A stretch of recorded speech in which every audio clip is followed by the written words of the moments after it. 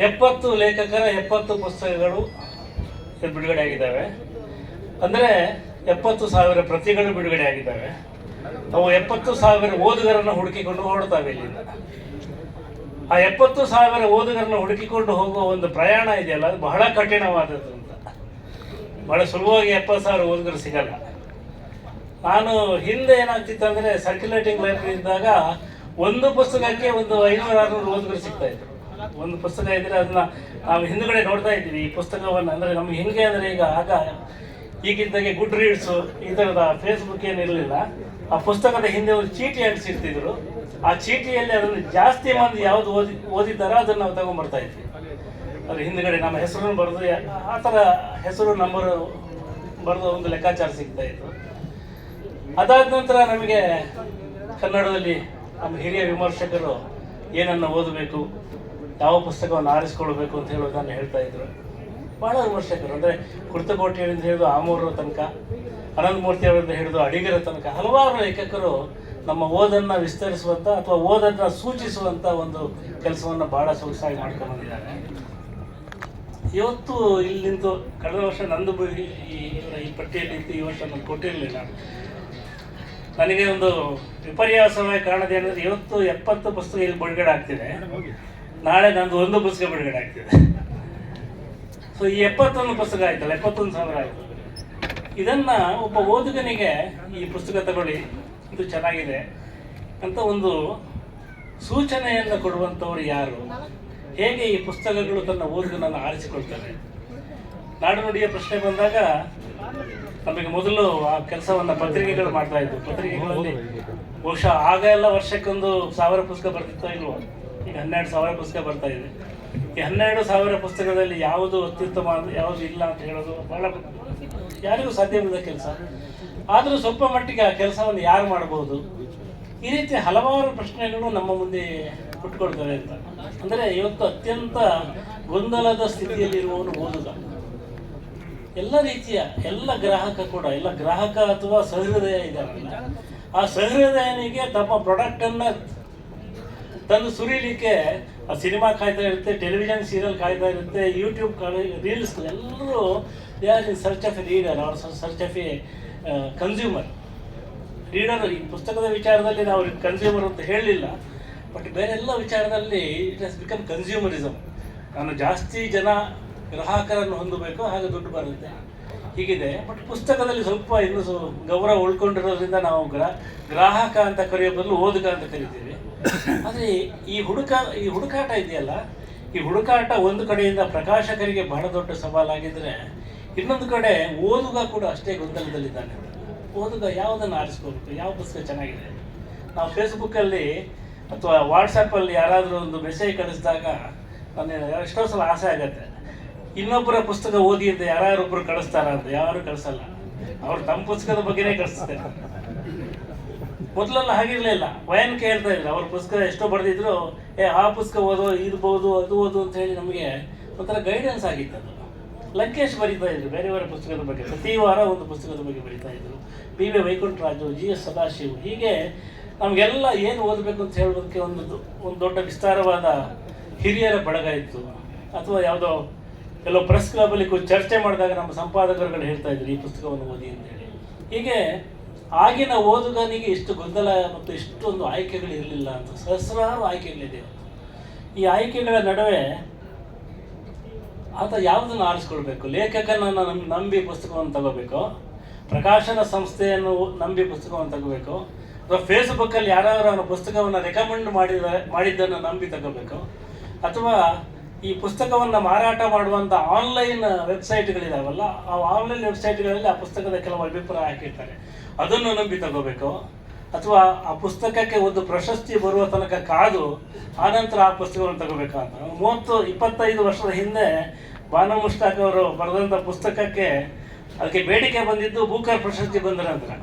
ಅಂದರೆ ಅದು ಅತ್ಯುತ್ತಮ ಕೃತಿ ಅಂತ ಅನ್ನಿಸ್ಕೊಂಡಿದ್ದು ಬೂಕರ್ ಬಂದ ನಂತರವೇ ಹೊರತು ಮೊದಲಲ್ಲ ಅಂತ. ಅಂದರೆ ಒಂದು ಪ್ರಶಸ್ತಿ ಹೇಗೆ ಕೊಳ್ಳುವಂತೆ ಪ್ರೇರೇಪಣೆ ಮಾಡುತ್ತೆ, ಒಂದು ರೆಕಮೆಂಡೇಶನ್ ಹೇಗೆ ಕೊಳ್ಳುವಂತೆ ಪ್ರೇರೇಪಣೆ ಮಾಡುತ್ತೆ, ಯಾವುದು ತಗೋಬೇಕು ನನಗೆ? ಅಂದರೆ ನನಗೆ ಐ ಹ್ಯಾವ್ ಲಿಮಿಟೆಡ್ ಟೈಮ್, ಮೊದಲಷ್ಟು ಟೈಮ್ ಇಲ್ಲ ನನ್ನ ಹತ್ರ ಅಂತ ಇರುವಂಥ ದಿನದ 1 ಗಂಟೆಯಲ್ಲಿ ನಾನು ಯಾವ ಪುಸ್ತಕವನ್ನು ಓದಿದರೆ ನನಗೆ ಒಳ್ಳೆಯದಾಗತ್ತೆ, ಮೀ ಬುಕ್ ಅಂತ ಹೇಳ್ತಾರೆ ಇಂಗ್ಲೀಷಲ್ಲಿ.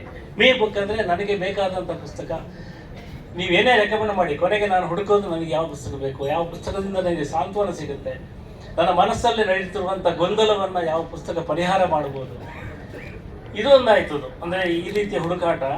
ಇನ್ನೊಂದು ಕಡೆ ಏನಿದೆ ಅಂದರೆ, ನೀವು ಆ ಪುಸ್ತಕವನ್ನು ಓದಬೇಡಿ, ಈ ಪುಸ್ತಕವನ್ನು ಪ್ರಕಟಣೆ ಮಾಡಬೇಡಿ, ಈ ರೀತಿಯ ಒಂದು ಕೆಲವು ಸೂಚನೆಗಳನ್ನು ಕೊಡುವವರು ಕೂಡ ನಮಗೆ ಸಿಗ್ತಾ ಹೋಗ್ತಾರೆ ಫೇಸ್ಬುಕ್ಕಲ್ಲಿ, ಕೇಂದ್ರಗಳಲ್ಲಿ. ನಾನು ಇದನ್ನೆಲ್ಲ ನೋಡ್ತಿದ್ದಾಗ ಬೇರೆ ಭಾಷೆಗಳಲ್ಲಿ ಹೇಗೆ ಮಾಡ್ತಾರೆ ಅಂತ ನೋಡ್ತಾ ಇದ್ದೆ ನಾನು. ಬೇರೆ ಭಾಷೆಗಳಲ್ಲಿ ಬಹಳ ಸೊಗಸಾದ ಒಂದು ವ್ಯವಸ್ಥೆ ಇದೆ, ಒಂದು ಮಾರ್ಕೆಟಿಂಗ್ ವ್ಯವಸ್ಥೆ. ಏನಂದರೆ ಇಂಗ್ಲೀಷಲ್ಲಿ 5-6 ಪ್ರಶಸ್ತಿಗಳಿದ್ದಾವೆ. ಒಂದು ಬುಕ್ಕರ್ ಇದೆ, ಒಂದು ಪುಲಿಟ್ಜರ್ ಪ್ರಶಸ್ತಿ ಇದೆ, ಇನ್ನೊಂದು ಗೋದ್ರೇಜ್ ಪ್ರಶಸ್ತಿ ಬರುತ್ತೆ, ಇನ್ನೊಂದು JCB ಅಂತ ಇದು ಸ್ಟಾಪ್ ಮಾಡಿದ್ರು. ಹೀಗೆ ಪ್ರಶಸ್ತಿಗಳನ್ನು ಕೊಡುವ ಮೂಲಕ ಆ ಪುಸ್ತಕವನ್ನು ಅವರು ವ್ಯಾಪಕವಾಗಿ ಪ್ರಚಾರ ಮಾಡ್ತಾರೆ. ಈ ಪುಸ್ತಕಕ್ಕೆ ಈ ಪ್ರಶಸ್ತಿ ಬಂದಿದೆ, ಅದರಿಂದ ಈ ಆಸ್ಕರ್ ಸಿನಿಮಾಗಳು ಅಂತ ಬರ್ತಾ ಇತ್ತು ಮೊದಲು. ಆಸ್ಕರ್ ಸಿನಿಮಾಗಳನ್ನು ನೋಡಲೇಬೇಕು, ಇಲ್ಲಿದ್ದರೆ ನಾವೇನೋ ಜೀವನದಲ್ಲಿ ಬಹಳ ದೊಡ್ಡ ತಪ್ಪು ಮಾಡಿದ್ದೀವಿ ಅಂತ ಹೇಳೋಂಗೆ. ಈ ರೀತಿ ಪುಸ್ತಕಗಳನ್ನು ಪ್ರಮೋಟ್ ಮಾಡೋದಕ್ಕೆ ಹಲವು ಪ್ರಶಸ್ತಿಗಳು, ಹಲವು ಲೇಖಕರ ಭೇಟಿಗಳು, ಆ ಲೇಖಕರ ಮಾತುಕತೆಗಳು, ಹೀಗೆ ಏನೇನೋ ಒಂದು ವ್ಯವಸ್ಥೆಗಳನ್ನು ಮಾಡಿ ಆ ಪುಸ್ತಕ ಕೆಟ್ಟದಾಗಿದೆ ಅಂತ ನಾನು ಹೇಳಲ್ಲ, ಒಳ್ಳೆಯ ಪುಸ್ತಕಗಳೇ. ನಾನು ಒಂದು ಪುಸ್ತಕದ ಅಂಗಡಿಗೆ ಹೋಗಿದ್ದಾಗ ಲಂಡನ್ನಲ್ಲಿ ಅಲ್ಲಿ ನೋಡಿದೆ, ಅಲ್ಲಿ ಎಂಟರ್ ಆಗ್ತಿದ್ದಾಗೆ ಆ ವಾರ ಬಿಡುಗಡೆ ಆದ ಅಷ್ಟು ಪುಸ್ತಕಗಳನ್ನು ಮತ್ತು ಅದರ ವಿಮರ್ಶೆಗಳನ್ನು ಫ್ರೇಮ್ ಮಾಡಿ ಹಾಕಿದ್ರು. ಆ ಪುಸ್ತಕವನ್ನು ನೀವು ಆ ವಿಮರ್ಶೆಯನ್ನು ನೋಡಿಯೇ ಖರೀದಿ ಮಾಡ್ಬೋದಾಗಿತ್ತು, ಆ ವಿಮರ್ಶೆಯನ್ನು ಕೇಳಿಸ್ಕೊಳ್ಳಿಕ್ಕೆ ವ್ಯವಸ್ಥೆ ಇತ್ತು, ಆಡಿಯೋ ವಿಮರ್ಶೆಗಳಿತ್ತು. ಈ ರೀತಿಯಾಗಿ ಒಂದು ಪುಸ್ತಕ ಸಂಸ್ಕೃತಿ ಅಂತ ಅತ್ಯುತ್ತಮವಾದ ಒಂದು ಸಂಸ್ಕೃತಿಯನ್ನು ಬೆಳೆಸೋದಕ್ಕೆ ಎಲ್ಲರೂ ಸೇರಿ ಪ್ರಯತ್ನ ಪಡ್ತಿದ್ದಾರೆ. ನಿನ್ನೆ ಒಂದು ಸಣ್ಣ ಸುದ್ದಿ ನೋಡಿದೆ, ಉತ್ತರ ಪ್ರದೇಶದಲ್ಲಿ ಪ್ರತಿ ಮಕ್ಕಳು ಪತ್ರಿಕೆ ಓದುವುದನ್ನು ಕಡ್ಡಾಯ ಮಾಡಿದ್ದಾರೆ. ಅಂದರೆ ಒಂದು ಪೀರಿಯಡಲ್ಲಿ 10 ನಿಮಿಷ ಇಟ್ಟು 10 ನಿಮಿಷ ಅದನ್ನೇ ಓದಿಸ್ಬೇಕು ಅಂತ. ನಮ್ಮಲ್ಲಿ ಲೈಬ್ರರಿ ಪೀರಿಯಡ್ ಅಂತ ಹೋಗ್ತಿತ್ತು ಹಿಂದೆ, ನಾವು ಶಾಲೆಗೆ ಹೋಗ್ತಿದ್ದಾಗ ಲೈಬ್ರರಿ ಪೀರಿಯಡ್ ಅಂತ. ಆ ಲೈಬ್ರರಿ ಒಳಗೆ ಟೆಕ್ಸ್ಟ್ ಬುಕ್ ತಗೊಂಡು ಹೋಗಿರಲಿಲ್ಲ, ಅಲ್ಲಿದ್ದ ಪುಸ್ತಕವನ್ನೇ, ಭಾರತಿ ಪುಸ್ತಕ ಸಂಪದ ಮತ್ತು ಇತರರು ಪ್ರಕಟಿಸಿದ ಪುಸ್ತಕವನ್ನೇ ಓದಲಿಕ್ಕೆ ಒಂದು ಸಮಯ ಇತ್ತು. ಹೀಗೆ ಒಂದು ಪುಸ್ತಕ ಸಂಸ್ಕೃತಿಯನ್ನು ನಿರಂತರವಾಗಿ ಓದುಗರು, ಸಮಾಜ, ಲೇಖಕರು, ಪ್ರಕಾಶಕರು ಸೇರಿಕೊಂಡು ಪೊರೆಯುತ್ತಿದ್ದಂಥ ದಿನಗಳಿಂದ ನಾವು ಬಹಳ ದೂರ ಬಂದು ಇವತ್ತು ಕೂಡ ಒಂದು ಪುಸ್ತಕ ಬಿಡುಗಡೆ ಆದಾಗ ಹೊಸ ಓದುಗ ಬಹಳ ಕಂಗಾಲಾಗಿ ನಿಲ್ತಾರೆ. ಅದಕ್ಕೆ ನಾನು ಈ ಸ್ಪರ್ಧೆಗಳ ವಿರೋಧಿ, ಕಥಾ ಸ್ಪರ್ಧೆಗಳು. ಆದರೆ ಎಲ್ಲೋ ಒಂದು ಕಡೆ ಅನಿಸುತ್ತೆ, ಒಬ್ಬ ಹಳ್ಳಿಯಲ್ಲಿ ಕೂತ್ಕೊಂಡು ಒಂದು ಕತೆ ಬರೆದಾಗ ಅವ್ನಿಗೆ ತನ್ನ ಕತೆ ಚೆನ್ನಾಗಿದೆಯೋ ಇಲ್ವೋ ಅಂತ ಹೇಳುವವರು ಯಾರೂ ಇಲ್ಲವೇ ಅಂತ. ಅವ್ನು ಯಾರಿಗಾರು ಕಳಿಸಿದರೆ ಅದನ್ನು ಓದೋದಕ್ಕೆ ಸಮಯ ಇರಲ್ಲ. ಅದನ್ನ ಪ್ರಕಾಶಕರಿಗೆ ಕಳಿಸಿದರೆ ಆ ಪ್ರಕಾಶಕರಲ್ಲಿ ಹೆಚ್ಚಿನವರು ಓದೋದಿಲ್ಲ, ಅದನ್ನು ಪ್ರಿಂಟ್ ಮಾಡಿಬಿಡ್ತಾರೆ ಬೇಕಿದ್ರೆ. ಅಥವಾ ಅವನೇ 20,000 30,000 ಇದ್ದರೆ ಅವನೇ ಒಂದು 1000 ಪ್ರತಿಯನ್ನು ಹಾಕಿ ಪ್ರಿಂಟ್ ಮಾಡ್ಬೋದು. ಆದರೆ ಅದರ ಗುಣಗ್ರಹಿತನ, ಅದರ ಮೌಲ್ಯಮಾಪನ ನಡಿಬೇಕಲ್ಲ. ನಾನು ಬರೆದಿದ್ದು ಸರಿಯಾಗಿದೆ, ನಾನು ಈ ಕಾಲಕ್ಕೆ ವರ್ತಮಾನದಲ್ಲಿ ನಿಂತ್ಕೊಂಡು ಬರಿತಾ ಇದ್ದೀನಿ, ನಾನು ಬರೀತಿರೋದು ಟೊಳ್ಳಲ್ಲ ಅಂತ ಒಬ್ಬ ಲೇಖಕನಿಗೆ ಅನಿಸುವಂಥ ಸ್ಥಿತಿ ಇದೆಯಲ್ಲ, ಆ ಸ್ಥಿತಿಯನ್ನು ಹೇಗೆ ತಂದುಕೊಡ್ಬೋದು? ಹೀಗೆ ಹಲವಾರು ಪ್ರಶ್ನೆಗಳು ಇವತ್ತು ನಮ್ಮ ಮುಂದೆ ಮೂಡ್ತಾ ಇದ್ದಾವೆ. ಹಾಗಾಗಿ ಓದುಗನಿಗೆ ಆಯ್ಕೆ ಹೇಗಿದೆ, ಆಯ್ಕೆ ಎಲ್ಲಿದೆ, ಆ ಟಾಪ್ 10 ನೋಡಬೇಕು. ನನಗೆ ಜ್ಞಾಪಕ ಬರೋದು, ನರೇಂದ್ರ ಪೈ ಅಂತ ಒಬ್ಬರು ವಿಮರ್ಶಕರಿದ್ದಾರೆ ಮಂಗಳೂರಲ್ಲಿ. ನೀವು ಅವರನ್ನು ಫೇಸ್ಬುಕ್ಕಲ್ಲಿ ಫಾಲೋ ಮಾಡಿದರೆ ಅವರು ದಿನಕ್ಕೆ 1-2 ಪುಸ್ತಕದ ಬಗ್ಗೆ ಬರೀತಾರೆ. ಅವರ ಪುಸ್ತಕದ ಬಗ್ಗೆ ಅಲ್ಲ, ಬೇರೆಯವ್ರ ಪುಸ್ತಕದ ಬಗ್ಗೆ. ಈ ಪುಸ್ತಕ ಓದಿದೆ, ಚೆನ್ನಾಗಿದೆ ಅಂತ ಅವ್ರು ಬರೀತಾರೆ. ಪ್ರಶಾಂತ್ ಭಟ್ ಅಂತ ಒಬ್ಬ ಹುಡುಗ ಇದ್ದಾನೆ ಮಂಗಳೂರಲ್ಲಿ, ಆತ ಕೂಡ ಬೇರೆ ಬೇರೆ ಭಾಷೆಯ ಪುಸ್ತಕಗಳ ಬಗ್ಗೆ ಬರೀತಾನೆ. ಹೀಗಾಗಿ ನಾವು ಒಂದು ಪುಸ್ತಕವನ್ನು ಆಯ್ಕೆ ಮಾಡುವಾಗ ಅಥವಾ ಒಂದು ಪುಸ್ತಕವನ್ನು ಹುಡುಕುವಾಗ, ಒಂದು ಲೈಬ್ರರಿಗೆ ನೀವು ಸ್ವಪ್ನ ಬುಕ್ಸ್ಗೆ ಹೋದರೆ ಅಲ್ಲಿ 1 ಲಕ್ಷ ಪುಸ್ತಕ ನಿಮ್ಮ ಎದುರಿದೆ. ಆ 1 ಲಕ್ಷದಲ್ಲಿ ನಮಗಾದರೆ ನಾವು ಪುಸ್ತಕಗಳನ್ನು ಆಯ್ಕೆ ಮಾಡುವ ಹೊತ್ತಿಗೆ ನಾವು ಹಲವಾರು ಸಾಹಿತ್ಯಿಕ ಪತ್ರಿಕೆಗಳನ್ನು ಓದಿದ್ವಿ. ನಮ್ಮ ಮೇಷ್ಟ್ರುಗಳು ಹೇಳ್ತಾ ಇದ್ದರು, ಇವತ್ತು ಅಂಥ ಮೇಷ್ಟ್ರುಗಳ ಸಂಖ್ಯೆಯೂ ಭಾಳ ಕಡಿಮೆ ಇದೆ, ಸಾಹಿತ್ಯಿಕ ಪತ್ರಿಕೆಗಳೂ ಇಲ್ಲ.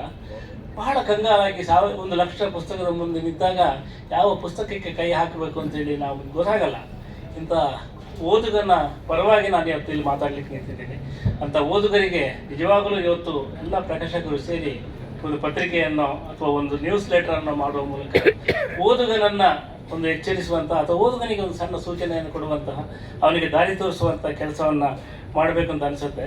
ನಾನು ಬರ್ತಾ ಒಂದು ಸಣ್ಣ ನೋಟ್ಸ್ ಮಾಡ್ಕೊಂಡ್ಬಂದೆ. ಒಬ್ಬರು ಲೇಖಕರು ಅವರು ಒಂದು ಈ ಥರ ಜನವರಿ, ಫೆಬ್ರವರಿ, ಮಾರ್ಚ್, ಏಪ್ರಿಲ್, ಮೇ ಅಂದರೆ ಪ್ರತಿ ತಿಂಗಳಲ್ಲಿ ನಾನು 2026ರಲ್ಲಿ ಎಷ್ಟು ಪುಸ್ತಕ ಓದ್ತೀನಿ, ಯಾವ ಪುಸ್ತಕ ಓದ್ತೀನಿ ಅಂತ ಒಂದು ಪಟ್ಟಿ ಮಾಡಿ ಹಾಕಿದ್ರು ಫೇಸ್ಬುಕ್ಕಲ್ಲಿ. ಅಂದರೆ ನೋಡಿ ಎಷ್ಟು ಓದುಗ ಸಿದ್ಧತೆ ಮಾಡ್ಕೊಳ್ತಾನೆ ಅಂದರೆ, ನಾನು ಯಾವ ಪುಸ್ತಕ ಓದ್ತೀನಿ ಅದರಲ್ಲಿ 4 ಥರದ ಬುಕ್ ಇದೆ. ಒಂದು ಅವನ ಡ್ರೀಮ್ ಬುಕ್ಕು, ಒಂದು ಪ್ರೊಫೆಷನಲ್ ಬುಕ್ಕು, ಇನ್ನೊಂದು ಮೈಲ್ ಸ್ಟೋನ್ ಬುಕ್ಸ್ ಅಂದರೆ ಹಳೆಯ ಕಾಲದ ಪುಸ್ತಕಗಳು, ಇನ್ನೊಂದು ನನಗೆ ಬೇಕಾದ ಪುಸ್ತಕಗಳು. ಹೀಗೆ ಒಂದು ಪಟ್ಟಿಯನ್ನು ಮಾಡಿಕೊಂಡು ಇಡೀ ವರ್ಷದ ಕ್ಯಾಲೆಂಡರ್ ಹೆಂಗೆ ವಿದ್ಯಾರ್ಥಿ ಯಾವ್ಯಾವ ಪೀರಿಯಡಲ್ಲಿ ಏನೇನು ಓದ್ತಾನೆ ಅಂತ ರೆಡಿ ಆಗ್ತಾನೋ ಅಷ್ಟು ಸಿದ್ಧತೆ ಮಾಡಿಕೊಂಡು ಅವರು 26 ಪುಸ್ತಕಗಳನ್ನು ನೋಟ್ ಮಾಡಿದ್ದ. ನಾನು 26 ಪುಸ್ತಕಗಳನ್ನು ಓದ್ತೀನಿ ಅಂತೇಳಿ. ಬಟ್ ಅಂಥ ಒಂದು ಸಿದ್ಧತೆಯನ್ನು ನಮಗೆ ಮಾಡುವಂಥ ತುರ್ತು ಇವತ್ತು ಭಾಳ ಇದೆ. ಈ ಪುಸ್ತಕದ ಬಿಡುಗಡೆ ಸಂದರ್ಭದಲ್ಲಿ ನಾವು ಮತ್ತೆ ಈ ಪುಸ್ತಕವನ್ನು ಓದುವಂಥ ಅಭ್ಯಾಸವನ್ನು, ಒಂದು ಸುಧಾಮೂರ್ತಿ ಅವರು ಇಲ್ಲಿ ಬಂದಾಗೆಲ್ಲ ಒಂದು ಮಾತು ಹೇಳ್ತಾರೆ, ನೀವು ಒಂದು ಸೀರೆ ತಗೊಳ್ಳೋ ಬದಲು ಒಂದು ಪುಸ್ತಕ ತಗೊಳ್ಳಿ ಅಂತೇಳಿ. ಇದನ್ನು ಯಾರೋ ಹೇಳಿದ್ರು ಅವರು, ಒಳ್ಳೆ ಐಡಿಯಾ ಅಲ್ವಾ, ನೀವು 2,000 ರೂಪಾಯಿ ಪುಸ್ತಕ ತಗೋತೀರಿ, ಅದ್ರ ಬಗ್ಗೆ ಸೀರೆ ತಗೋಬೋದಾಗಿತ್ತು, ಒಳ್ಳೆ ಐಡಿಯಾ ಕೊಟ್ಟಿದ್ದಾರೆ ಅಂತ.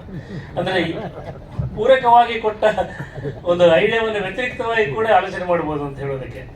ಹೀಗಾಗಿ ಎಲ್ಲ ಓದುಗರಿಗೂ ಮತ್ತು ಲೇಖಕರಿಗೆ 70 ಲೇಖಕರು ಒಟ್ಟಾಗೋದು ಭಾಳ ಅಪರೂಪ.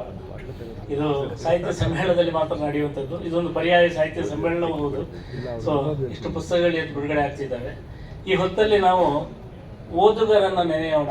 ಆ ಓದುಗರಲ್ಲಿ who is good, who is a good reader. ಜಾಣೆ ಅಂತ ಒಂದು ಪದವನ್ನು ಲಂಕೇಶ್ ಬಳಸ್ತಾ ಇದ್ದರು. ಆ ಓದುಗನ ಜಾಣತನ ಇದೆಯಲ್ಲ, ಆ ಜಾಣತನ ಶಾಣ್ಯತನ ಅಲ್ಲ, ಅದು ಓದುವುದರಿಂದ ಬರುವ ಕನ್ನಡ ಜಾಣ ಅಂತ ಹೇಳ್ತಾರಲ್ಲ, ಆ ಒಂದು ಲಕ್ಷಣ, ಆ ಲಕ್ಷಣ ಈ ಪುಸ್ತಕಗಳನ್ನು ಓದುವುದರಿಂದ ಬರುತ್ತೆ. ಕ್ರಮೇಣ ನೀವು ಒಂದು 10 ಪುಸ್ತಕ ಓದಿದರೆ ಆಮೇಲೆ ನಿಮ್ಗೆ ಗೊತ್ತಾಗುತ್ತೆ ಏನು ಓದಬೇಕು, ಏನು ತಗೋಬೇಕು ಅಂತ. ಆ ಮೊದಲ 10 ಪುಸ್ತಕವನ್ನು ಓದುವಂತೆ ಮಾಡುವುದೇ ಬಹಳ ದೊಡ್ಡ ಕೈಂಕರ್ಯ. ಆ ಕೈಂಕರ್ಯವನ್ನು ಎಲ್ಲ ಪ್ರಕಾಶಕರು ಮತ್ತು ಮುಖ್ಯವಾಗಿ ನಿತಿನ್ ಶಾ, ಪ್ರಮುಖ ದೊಡ್ಡೇಗೌಡರೆಲ್ಲ ಸೇರಿ ಮಾಡ್ತಿದ್ದಾರೆ. ಎಲ್ಲರಿಗೂ ನಾನು ನಮಸ್ಕಾರಗಳನ್ನು ಹೇಳಿ ನನ್ನ ಮಾತು ಮುಗಿಸ್ತೇನೆ.